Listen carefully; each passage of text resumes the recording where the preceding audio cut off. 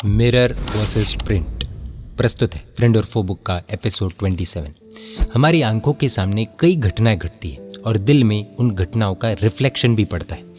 Reflection mirror में भी होता है और प्रिंट में भी, लेकिन दोनों में ज़मीन आसमान का फ़र्क है। मिरर ऐसा है कि जैसे ही घटना पूरी हो गई और दूर हो गई तो वो फिर से वैसा का वैसा नीट एंड क्लियर बन जाता है। उसमें फिर घटना की थोड़ी सी भी झलक नहीं रह पाती है।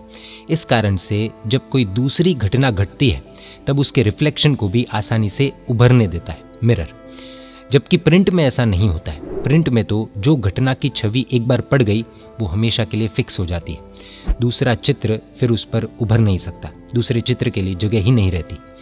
हमारी आंखों के सामने आई किसी दूसरे की भूल को हमारा दिल अगर मिरर की तरह पकड़ता है तो हमारा दिल तुरंत स्वच्छ भी हो जाता है। इस स्वच्छ दिल में जब भी वो भूल करने वाला व्यक्ति कोई अच्छा काम करता है तब हमारा दिल अच्छे कार्यों का भी इंप्रेशन रिफ्लेक्शन झेल सकता है। परंतु जब हमारे दिल पर अन्य की भूल जब प्रिंट की तरह रिफ्लेक्ट होती है तो वो कभी मिट नहीं पाती है। एक बार प्रिंट हो गया तो हो गया, वैसी बात हो जाती है। अब चाहे वो भूल करने वाला व्यक्ति कैसा भी कितना भी अच्छा काम क्यों न करे, हमारा दिल उसे ग्रहण ही नहीं कर पाता। ज़्यादातर लोगों का मन और दिल अन्य की भूलों को देखने पर प्रिंट की तरह आचरण करता है।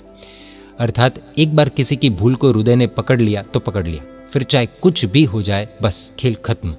First impression is last impression. ऐसा भी कह सकते हैं कि faulty impression becomes permanent impression, no entry का बोर्ड जैसा। हमारा दिल साफ साफ सब कुछ इनकार कर देता है, अंत तक वो इंप्रेशन बना रहता है। एक्स व्यक्ति सामने से आ रहा था और किसी ने हमारे कान में कह दिया कि ये एक्स चोर है, बस फिर तो उसकी हर एक गतिविधियों पर हम सीसीटीवी कैमरा बन जाते हैं।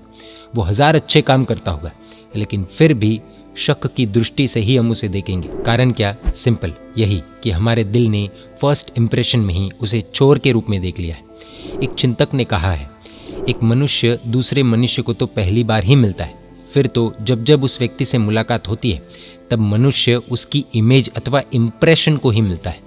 अर्थात यह कि उस व्यक्ति की अपने दिल में जो छाप बनी हुई है उस छाप से ही वो मिलता है। फॉर एग्जाम्पल, गोपीचंद सेठ और अमीचंद सेठ मिलते हैं, उनकी मुलाकात पहली बार ही हो रही है। गोपीचंद सेठ के दिल में एक कल्पना उठती है। अमीचंद सेठ डबल गेम टाइप व्यक्ति है, मुंह में राम बगल में चोरी जैसा इंसान है। बाहर से बहुत मीठा बोलता है लेकिन अंदर से कुछ और ही है, बाहर से दोस्त जैसा और अंदर से सांप जैसा खतरनाक। देखना ज़रा, इस व्यक्ति से बातें करने में और काम करने में थोड़ा संभल कर चलना, कैसा भी मीठा क्यों ना बोले, फंसना नहीं।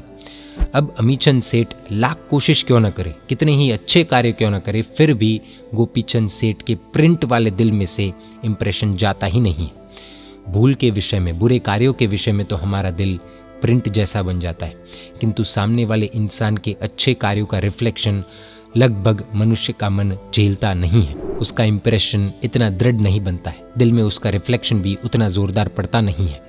कुल मिलाकर दूसरों के अच्छे कार्यों के लिए हमारा मन मिरर जैसा बन जाता है और बुरे कार्यों के लिए प्रिंट जैसा। चटनी बेकार थी। हम सब अगर हमारा खुद का अनुभव याद करेंगे तो रियलिटी पता चल ही जाएगी। एक बहुत बड़ा भोजन का कार्यक्रम था। हम हमारे 5-25 मित्रों को लेकर गए, भोजन करने बैठे और एक के बाद एक ज़बरदस्त वेराइटीज़ आने लगी। गुलाब जामुन, कलाकंद, रसगुल्ला, छमछम आदि मिठाई के साथ इडली, डोसा आदि भी पिरोसे गए। मसालेदार चटनी आई, हमने हमारी थाली में ली और मुंह में डालते ही थु थु थु थु। भूल से रसोइये ने उसमें डबल नमक डाल दिया था। पूरा भोजन का मज़ा किरकिरा हो गया, मूड ऑफ हो गया।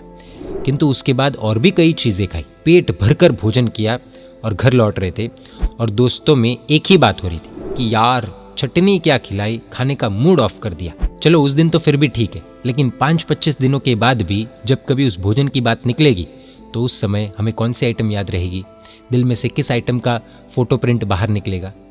चटनी, है ना कमाल की बात। एक से बढ़कर एक ऐसी अनेकों वेराइटीज थी, पेट भर कर खाया भी, फिर भी याद तो चटनी ही रही। किसी व्यक्ति ने हमारी प्रशंसा करते हुए 100 वाक्य ऐसे बोले हो जिसमें हमारा गुणगान हो, लेकिन सिर्फ 2 वाक्य ऐसे बोले हो जिसमें हमारा अपमान हो अथवा कटाक्ष हो, तो कौन से वाक्य याद रहेंगे? पूज्य श्री कहते हैं कि ऐसे तो हम बुद्धिमान, धनवान, दयावान, धर्मात्मा, लेकिन मक्की छूस है। 100 वाक्य भूल जाएंगे और वही 2 कड़वे वाक्य जिंदगी भर खटकते रहेंगे। क्या जीवन भर संक्लेश ही खड़े करने हैं? क्या हमेशा दुखी ही रहना है? जब तक जीव मोहराजा की आज्ञा उठाता रहेगा तब तक मोहराजा जीव के पास ऐसे ही काम करवाएगा। यही हमारा अनादिकाल का रूटीन रहा है जिससे हम खुद का विनाश कर रहे हैं। कैसी विपरीत चाल चलाता है यह मोहराजा। किसी के प्रति हमने इमेजिन करके हमारे मन में गलत इंप्रेशन खड़ा कर दिया, फिर उस व्यक्ति के 1000 अच्छे कामों को देखने पर भी यह इंप्रेशन मिटाने के लिए हम तैयार ही नहीं होते।